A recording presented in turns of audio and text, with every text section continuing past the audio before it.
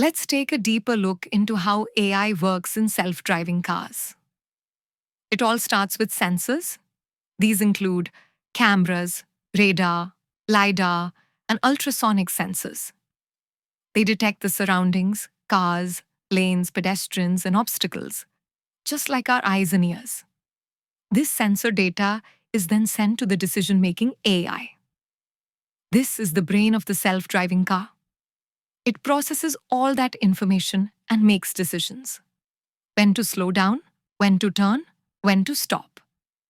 The final piece is real-time learning. As the car drives, AI learns from new data. It improves its behavior by analyzing past trips and traffic patterns. So the more it drives, the smarter it gets. But as amazing as this is, it raises big questions. What if AI makes a mistake?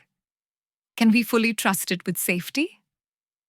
Ethics and responsibility are now more important than ever when machines are driving us.